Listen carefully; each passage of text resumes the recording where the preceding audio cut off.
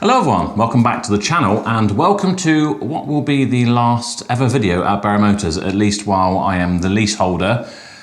Some of you are probably going to say, get over it, you've closed the business, well, it's not the business, close the site and just move on. But I thought there's actually quite a lot of history here. We've been here for about 6 years, changed an awful lot of stuff. I've spent the last few weeks, while we've been quiet on YouTube, clearing this place out. And I thought it might make an interesting video for us to go around and explain everything that has changed while I have been the custodian of this site. So the site has changed drastically, but one thing that's probably changed the most, and this will probably give you a laugh, is me. So if we compare when I took this place over in 2019, I'm gonna go and stand where the local newspaper came and took a picture to kind of say, new owners taking over Berrow Motors, when I was about 10 stone, which was about 7 stone ago. So I've definitely changed, and lots of change on the garage. Some stuff has been reverted, like these signage on top of the canopy up here. It was all grey, you remember that from some of the videos. And one glaringly obvious thing that's different from when I took it over is the colour of the building. It was like quite a washed out, whitey kind of magnolia, and we painted it grey, which everyone seemed to agree was definitely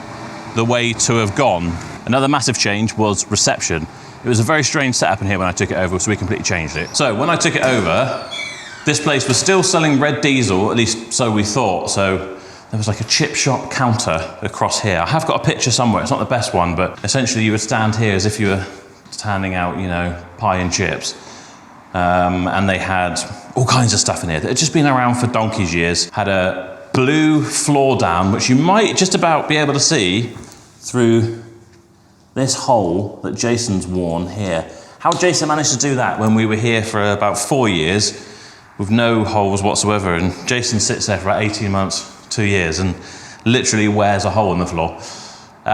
So I put this flooring down, and it has lasted really well. It is, I think it was like a kind of quite an industrial one. I can't remember, I went to some kind of outlet store, picked it out and got them to fit it, but definitely changed the look in here with the kitchen counter and everything that we put in. There was no plumbing in here, so we plumbed up the sink, the taps, and gave ourselves somewhere that we could actually make drinks, because I think the only other option they had was all the way down in the workshop. There's a little sink down there, which again, we've changed. It was something even more hideous. I can't remember what it was. I didn't want to be walking all the way down there through the workshop to go and get a cup of tea, so we set this up. Originally, there was like a glass cabinet here, a corner desk that had just, everything had like track marks around it from where everyone was walking. Another thing I installed was the CCTV system. There was a CCTV system here when I arrived, but it was absolutely laughable. The cameras were huge and the screen was tiny. It's like one of those tubular, it was just dreadful. You could barely make out anything moving on it, let alone whether it was a person or not. Obviously, security is important, which is why I installed 12 cameras around the site. And it's also why I use today's video sponsor, Surfshark VPN. Surfshark is an all-in-one VPN which protects your digital life. It encrypts your data, hides your IP address, and shields you from hackers, trackers, and even your internet provider snooping on what you do online. It's like a virtual version of my security system, but for your personal information. One thing I love is that Surfshark protects your entire household with just one account. So phones, tablets, and computers are all covered. So online security is covered, but my favorite Surfshark feature is that you can change your online virtual location. This is great to access content that's blocked in your region. Can't find your favorite TV show on Netflix, then just change your location. There's a good chance it will be there. But even better for someone like me who likes a deal, some websites will show cheaper prices depending on your location. Using Surfshark, you can change your location and sometimes save yourself quite a surprising amount of money. Also, their Surfshark One package includes an antivirus and real-time alert system that notifies you if your personal data gets leaked online. I learned the hard way when someone cloned my credit card recently. If I'd had those alerts set up earlier, I might have been able to catch it before the damage was done. Now, with Surfshark, I get notified straight away if my information ends up somewhere that it shouldn't be. So if you want to stay safe online, protect your data, your household, and even save money, then give Surfshark a try. It comes with a 30-day money-back guarantee, so there's zero risk in trying it out. Click the link in my description or use the code SHIFTINGMetal at checkout to get yourself an extra 4 months of Surfshark VPN. Right, let's get back in the office. So yeah, 12 cameras around the site, one's gone down, someone's trying to steal our scrap. So we'll just go and tell them off a second.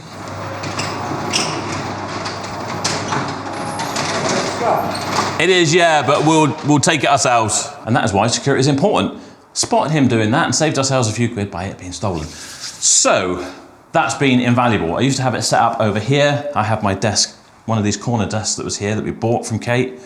And that was how I set up for a long time. We have changed it around. We've done some paneling on the walls, very Rob Cubitt style. I built this double-sided desk when I was getting ready for Toby, the very first videographer, to start working here.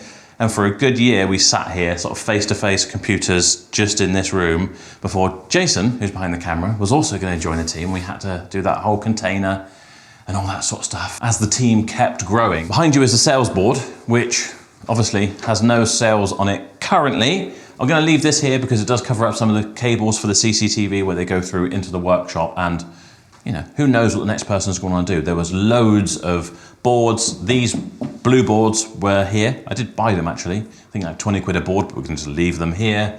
And you know, people are probably going to want somewhere to put their stuff, but who knows? There's been rumours that it might even become a Pilates studio, if you can imagine that. I need to make sure I take this actually, which is a £1 coin that I got from the Isle of Man when I was over there in 2019. The last year before we had lockdown, in fact, the year before we took this place over.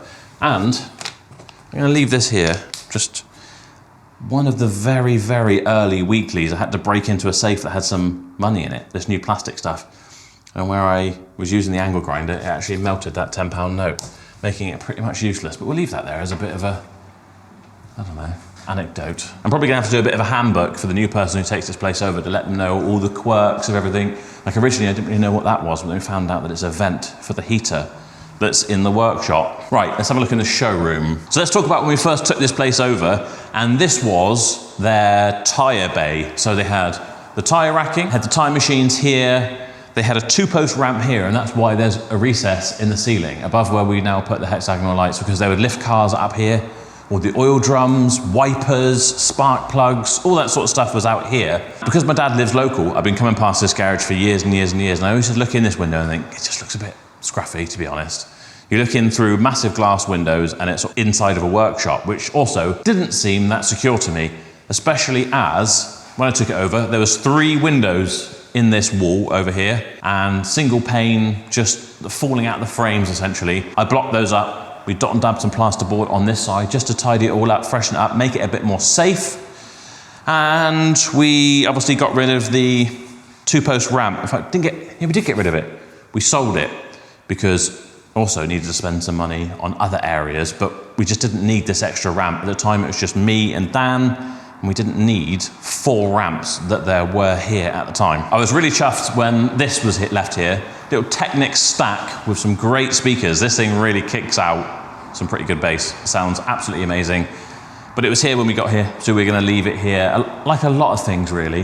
The hex lights obviously weren't here. The ceiling hadn't been painted, although it's starting to flake again now. That was in a lot worse condition when we took it over. Who knows what the next person's going to want to do here. We could take these down and save myself 250 quid the next time I wanted some hex lights, but it means we'd have to replace them with something else. So we're going to leave them there.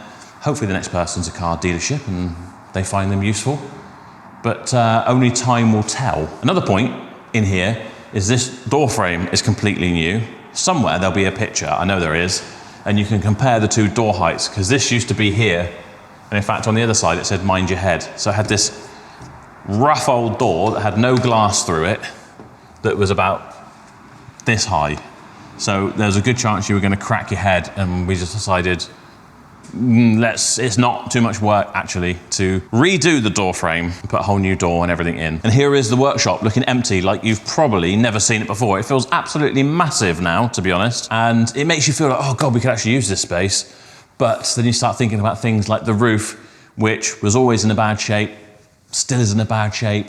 The tiles on the roof tend to come off, so we've got certain bits up here where birds were making nests in the insulation and things like that. But all the same, you can probably hear the echo. It is quite a large space.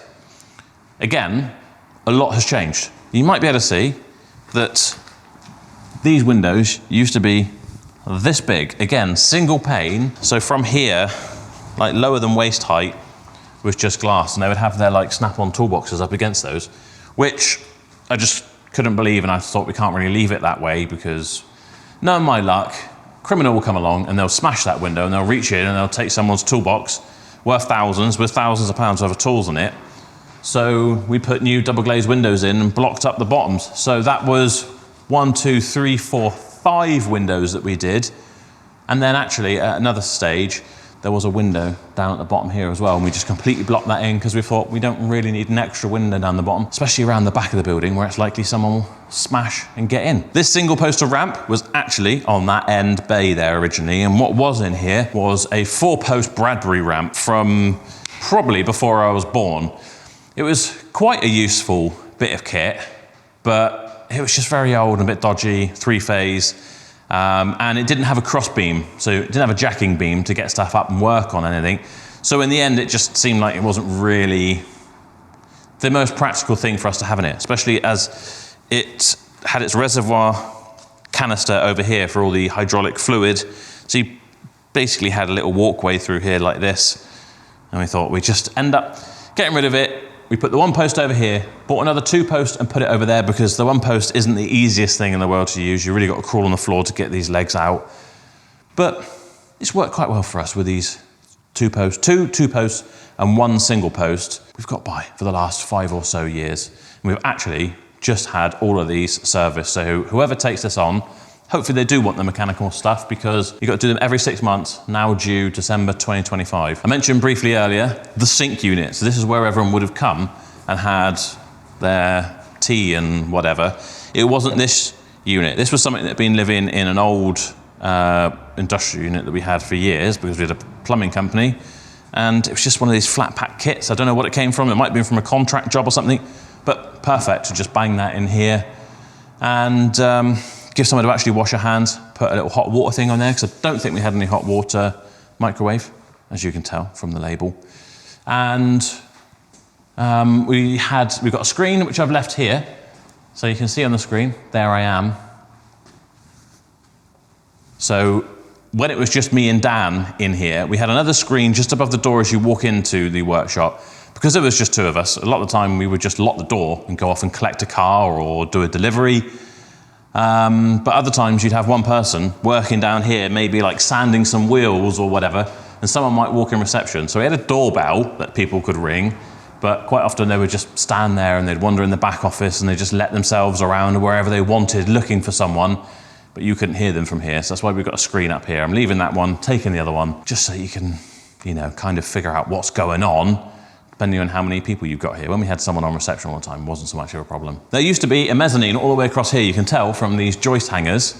So that went all the way across there to what is up there now. You can see it's all OSB up here now, but there was actually a window in there. There's a little electric heater and someone had an office in there because there's still calendars pinned to the wall. Believe it or not, Jason's making funny faces behind the camera, but I swear to God, that was someone's office up there.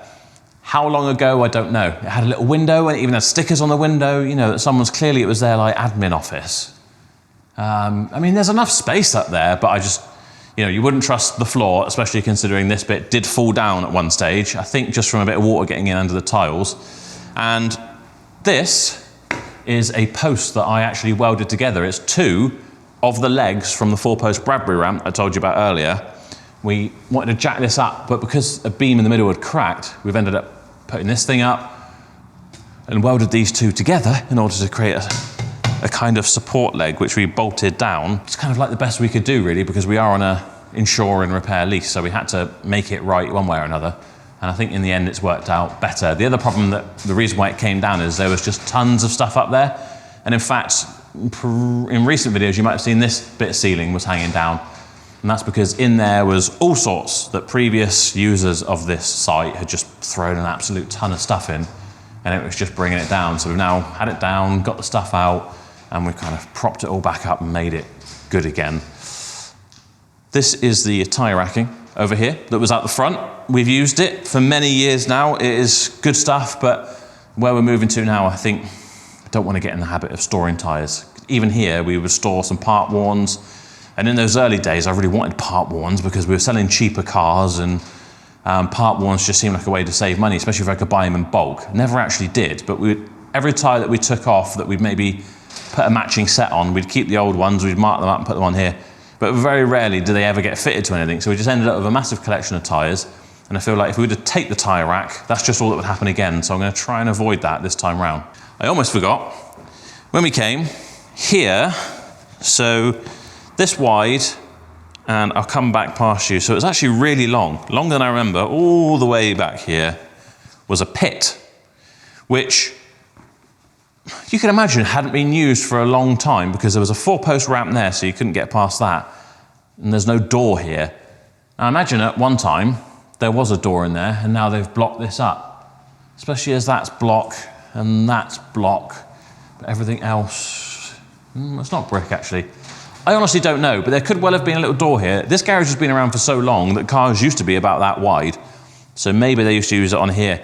The problem we had when we got here was that you had the wooden slats, like most of them do, over the top of this, and they were so rotten and falling to pieces that one of them did actually fall through, cracked in the middle, but other ones, they just weren't. I mean, we could have got some more wood, put it in there, but it would have been a bit pointless because it was about a quarter full of water in the bottom, and then about half full of rubble and broken glass, and kind of like, I think they'd just been sweeping up the floor, like lift up a couple of panels and just sweep it in there, rather than picking it up, just dump it in there. So it was just like a health hazard and biological just nightmare. I'm surprised no one got Legionnaire's disease.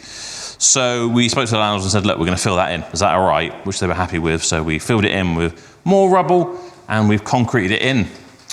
Because it just was a bit of a health and safety nightmare, to be honest. But it's funny to think back now because that was early days, a good 5-6 years ago, to think that there was a pit there. I think that probably would have been one of the early jobs we did. Maybe when we were mucking around with the windows and whatever, maybe the old broken glass went in there, just filled it in as some hardcore. But being by the beach, the water table is up and down here all the time. So I think that's probably why it was full, because sometimes you look at it and it was like half full and sometimes it wasn't. I did think about clearing it all out and turning it into a bit of like a, you know, end of day hot tub type thing, but it was too expensive and the money wasn't really there at the time, so we filled it in with concrete instead. This compressor was actually here when we got here, so we're making sure that stays here as well for the next person. That kind of lives normally out in a little shed out there. It needs a little replacement valve on it, but we kind of swap them around to make sure that it stays here. You'll see there's some LED lighting in here. That never used to exist. It was quite dark in here. But other electrical things is that I fitted electric roller motors to these 3 doors, I believe. I think one door, it might have been this door had an electric roller motor, but the other 3 didn't. So you see there's like a little hole at the bottom there. Essentially what you would have, somewhere there will still be a key, and you'd put it in here, and in the summer like this is bakingly hot. So when you're already hot and you're leaning up against this and it's just like a radiator, just sickening. You had a little pole that basically had like a little ball on the end of it, and you'd go, and it would come up. Didn't really take too long, but you're working hard, you've had a long day, you don't really want to be mucking around with that stuff and then putting a key in when you can just turn your key now and it goes up and down. So I think we spent, you know, maybe 2,000 or 3,000 on getting that done, probably a couple of £1,000s. And in fact, when we get out to the wash bay, added another electric door as well. Keep a little mental tally of all the money we've spent here. It's definitely added up for sure. This pedestrian door, I was amazed the other day because we've always had a cabinet in front of it because we thought A, it's a bit of a security risk because it's a bit of a flimsy lock type thing, and we don't need a pedestrian door when we've got 4 electric roller shutter doors and we've got exits elsewhere. But it amazed me to see that when I went in the key cabinet and started digging through all the old keys to make sure the new person was going to get them, there's one that said workshop door. I came and tried it and it was the right key. We've kept it for 6 years. For someone like me, being that organised is pretty rare. So that was quite very sad, but that was quite exciting for me. This thing, if you're ever looking at getting an aerial, get yourself a Hawk. I don't think they even make it anymore, but find out what superseded the Hawk. Because again, that was here when we got here. It's a bit slack now, aren't we all? But never leaked, unlike some of the cheaper stuff that I've bought in and put other places in this building over the years. They've all got air leaks, split, they don't retract anymore. This thing's lasted, so shout out Hawk trademark. It's actually very good, but again, we're gonna leave it for the next person. I hope it is a motor trade person, otherwise we're leaving a load of motor trade stuff and it's just gonna go to waste. But maybe they'll sell it back to me, I don't know. Should we talk about the heater? So this is the Combat by Roberts Gordon, and it's just an oil heater. Being a plumber, a heating engineer really is what I am. I always say plumber just because it's simpler, but heating engineer is what I really am. Your normal home boiler is probably about 15 kilowatts, which is enough to heat like a 3 or 4 bedroom house quite easily if it's a combi boiler. This thing is 75 kilowatts. It just munches through fuel. Very expensive to run. It's got a big fan essentially in here. It's got a very rudimentary burner, just sucks air in, pumps it through, and it just pumps out hot air, essentially, through a heat exchanger, and it's pumped through out into the building. You can see the ducting is just terrible. This is how it was. In fact, this is a slight improvement. You get it wrapped in like tin foil, which didn't work, so it's quite a powerful fan. I welded up a thing on here, which was a bit of sill or something. Just welded that on the top because otherwise it just kind of blew out like a big guff and didn't really work very well. And there's an old plate, like weightlifting plate on top of there as well, because there's another outlet that was never capped off. So it would just pump heat over here and nothing else would get warm. But it definitely does the job. Heats up very well. If you've got one and it's not working, or if you're the new leaseholder of this building and you're trying to figure out why this won't work, there is a thermal cut-off switch around the side, little red button, you push that in. What you don't want to do is just turn it off at the switch, because then it gets really hot and it cuts out. Very boring story, but useful for at least one person, I'm sure. I think that about covers it for in here. You'll see, obviously, there are still some tools over there. That's Adrian's stuff. He'll be coming to get that, but we've got one final little warranty job to do, which is like a little vent thing in the back of an Audi. So he's coming in to do that tomorrow. But I won't be here because I'm off to auctions. This is why we're doing this video today, because it's the last chance I'm gonna have. Right, so this is the forecourt. You'll recognize it. We've obviously gone grey and all the fence panels and whatever. That's quite a recent addition. They were just brown or whatever before, but I think it does work quite well. I painted these lines here because originally our parking was just such a mess that I thought, you know what, I can paint lines and we can have specific parking bays. So that was us, but it never really worked like that. And then in the end, we ended up having a different. It's quite hard, this site being quite long and thin. You could either park the cars completely square on, but you'd struggle to get past and you get more in, or you have them on an angle. And I think actually it didn't matter whether you had them on the angle and overlapping, and then you could open the doors, or if you squash them all up, you got about the same amount of cars in. It's a weird paradox. It just depends on how much space you had left over here to actually drive through. And we had a few accidents. People would bump into other cars and stuff, so it's better to play it safe, I guess. Let's walk up here and I'll show you probably the biggest change that's happened to this garage with before and after pictures, because it might blow your mind to think that it wasn't always like this. So here, if you actually look to your right, you'll see that the fence panels change in design. And the reason for that is because this was what I originally took over. There was none of this behind. The scrap yards that you used to see in and everything back here just didn't exist. What was actually behind here was a giant 200-ton sandbank that had trees on top of it. It had bushes. In fact, all the bushes and weeds and everything were all hanging over the fence. What happened in the kind of year or so after us taking it over, the landlords kind of felled the trees because they were going to fall down anyway, because it was a sandbank and these trees had got pretty tall. And it gets very windy here because, as I've said 100 times, the sea is just over there. So they felled all the trees, kind of chopped them all up. I think it's about 2 or 3 years ago, we decided we need more space. We just didn't have enough cars here. And they said, well, you can have that bit if you want. If you want to dig it all out, then you could have that space. And I thought, that's a great idea. I've got a mini digger. And I'll show you what we did first off. So this is the back of the valet bay. You will recognise it. Ignore the extra barrels and bits of scrap metal and whatever. As I say, it's not the very last day on site. We're going to come and do some scrap collections. But this used to extend to about here. So that sandbank started coming up across this wall over here. Everything else that was behind this yard just didn't exist. I started digging it with a mini digger. I'll insert a picture here of me with Boomer, Tugboat's dad, on the mini digger, where I was looking pretty hench, I have to say. That's back when I was in shape. And I started doing some digging, and it was just taking forever. I realised it was going to take forever, so we got professionals in, 200 tons, and I had to pay the local golf club to take the sand, which they ended up using for their, what do they call them? Bunkers? Are they bunkers? Something like that. And then read all the fencing, well, I say read all the fencing, add fencing across this side, that side, create a yard. And in fact, originally we came all the way across here so that you could only access the yard from that side, until I realised that a one-way system would be quite good. Anyway, what I'm getting at here is the painful bit. That was a £16,000 plus VAT. it was a lot of work, a lot of groundwork. They had to dig it out. There was a lot of tree life and stuff like that that had to be buried, and then a lot of stone had to go down, be compacted, and then they had to put the decorative stone down. We did find a lot of interesting stuff though. In fact, this is the sort of stuff that we would dig out of the ground. So this is, has anyone ever heard of Marfac? Some kind of oil additive or something. But here is the old galvanized, I can only assume, or is it aluminium, I don't know, sign that was just mangled up. A lot of stuff just got buried.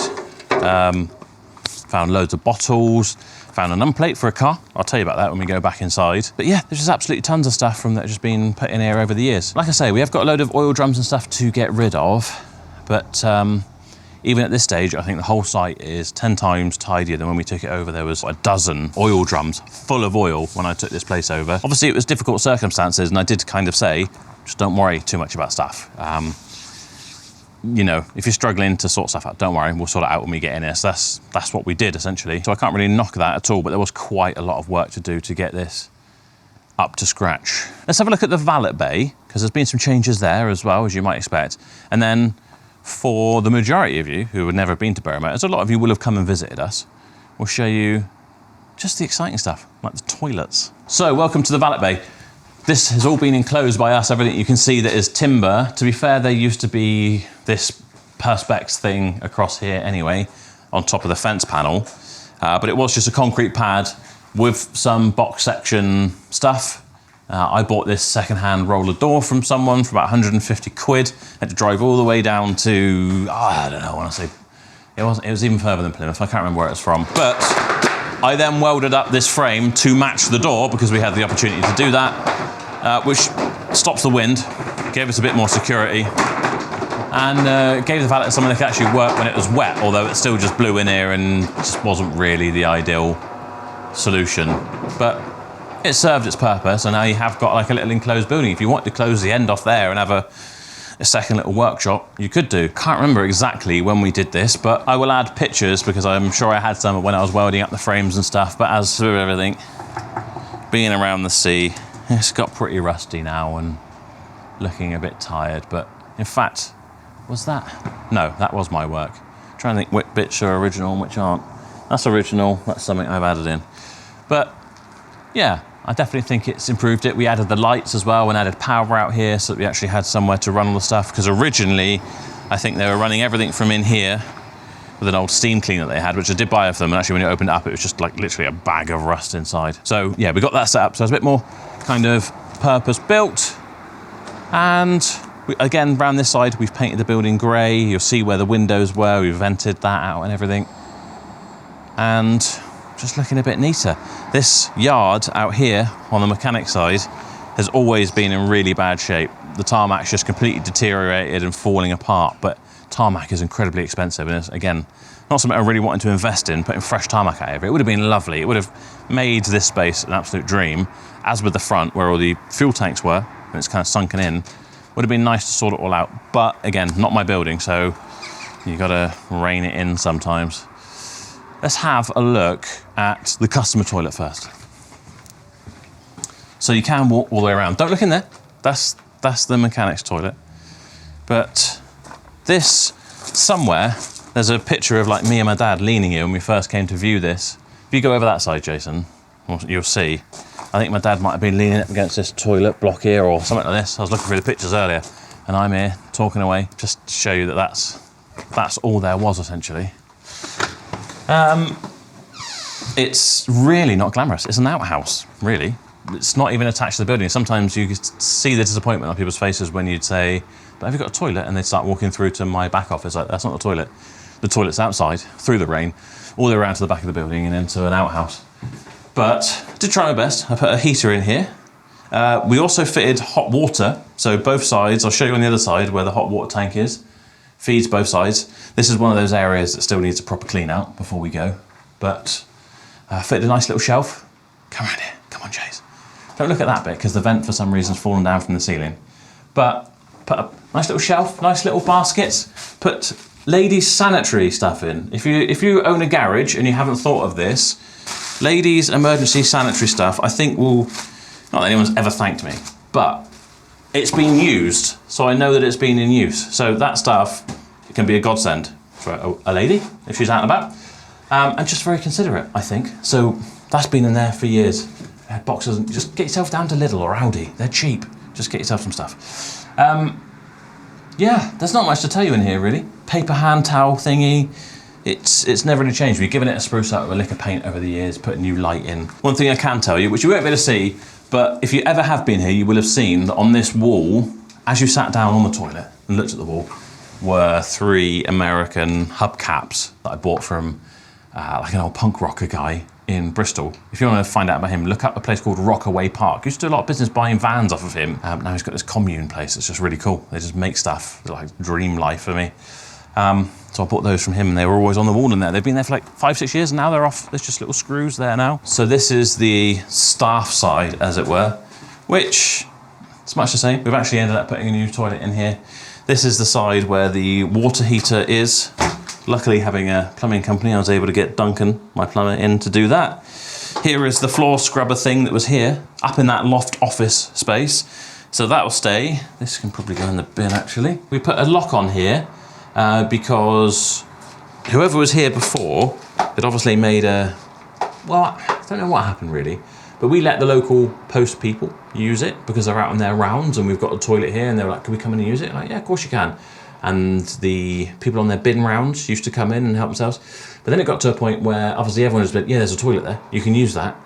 And they would just help themselves and they wouldn't even be like, oh, can I use this? Can I whatever? Can I, oh, thank you or whatever. They'd come in, they'd leave it looking like some kind of murder scene in here, not say thank you, and they would just help themselves. So in the end, we put a code on and we let the people that we wanted to use the facilities have the code, because the lovely, lovely people who've been delivering our post for years and years, they would bring in their own toilet roll and stuff and they'd kind of help with supplies, and it's just nice. Community, nice, isn't it? But all the bin folk who would come in and just like leave giant log and then give us a dirty look on the way out, especially when the drains block up. In fact, let's go back this way. I've got to tell you about the drains. The drains would forever block up, so I'd have to get the rod out. And I used to rod it all myself, go through this way. Then got a bit sick of doing that. So we would get people in at about £100 a pop to clear it out. And what happened was another fence line, not the one that was here, but somewhere across here there was another fence post and it had gone halfway through this soil pipe, so it would just block up all the time. So this year I paid about £1,000 to have a new section of soil pipe put in there. Again, more costs adding up, unfortunately, that will never be recouped, but will have made the building a bit better for the next person. One other thing to mention, this is our oil tank for the massive heater that we talked about inside. Didn't used to be here. It used to be right down there in the corner outside what was my office. So you'd look out that window and rather than having a bit of daylight coming in, you had an oil tank to look at. So we just ran 50mm copper all the way around, put it here, back on its stand and it having its bund and whatever. And that's where that lives. In behind here is where all our waste oil containers are. This would always get caught in the wind, so it's screwed shut, so I can't really show it to you now. But there's just half a dozen 200-litre oil drums in there that we'd fill up with our waste oil. And then, like I need to arrange now, we get someone, I won't name any names because I'm sure it's a very competitive industry, they'd come and take it out. 9 times out of 10, they take it for free because they can use that product. They'll sell it, they'll turn it into something, and they would just come and suck it out of the barrels. In fact, here's another one from the lovely Napa that I think this one might currently be full of coolant, which they will take as well. Right, so as I said before, this garage has been around for years. In fact, the current landlord, group of siblings, used to be their dad, Cyril's, and he's had this garage here for ages. And let me try and think, this wagon here, which I can't even tell you what it was, maybe it was a Ford something, was like the recovery service where they'd go and pull people off the beach, where they used to park on the beach and they get stuck in the sand and they would recover it out. Earlier I said I was digging up the bank and I found a number plate. I think I did. If I didn't, I meant to. I found lots of interesting things. But I dug up this number plate, JB1297, and I went to the landlady and said, look at what I've just dug up, and it's got my initials, JB, isn't that funny? And she said, oh, I recognise that number plate. That was my Auntie Vi's car. I've probably told this story on the channel before, but I think it's a good one. And here is that car. 1932 Wolseley Hackney Class Black Saloon, JB 1295, with drop-down tables in the back, velvet trim hand grabs, and beautiful leather seats. So she used this for many years, then parked up at the back of the garage here. She didn't want anyone else driving it, so she said, no one else will ever drive my car. And she set fire to it, and it burned to the ground, and that's why it's ended up being kind of buried in the sand. and then we dug it up and found it. So all this here is all going to stay as part of the history of the garage, because I think it's quite nice. I value that sort of stuff. These are all things that I put together over the years, and they should definitely stay here. It's very cool. So that is it for the very last ever Berrow Motors tour. So what's next for Berrow Motors? Well, as far as this site, don't know yet. I think the owners are going to take quite a while to decide on who they're going to let in. They've got quite a lot of people interested. Like I say, someone wanted to do a Pilates class here. Lots of people want to do a garage again, which is great. But from my understanding, they've had a lot of trouble with tenants before. We've been the first kind of really good tenant that's always paid on time and not given them any problems and not had any drama, other than the neighbours hating us for some reason, but you can never please everyone. So I'm not sure what they're going to do. But as far as Berrow Motors, the business, as I say, we're still going on. I'm down the farm. We're going to be making lots of YouTube videos. In fact, after this comes out, well, I don't even know what the schedule is currently at this point, but tomorrow I'm off to auction to film more auction content. There is absolutely loads of stuff coming, the sort of stuff that you like, and lots of new stuff as well. A lot of people obviously like the weekly. That's how a lot of people will know us. We've got something a bit different coming. I think it's going to be good. That's what I enjoy doing. I enjoy trying new things. So hopefully we'll put out lots of new types of video and hopefully you'll like them.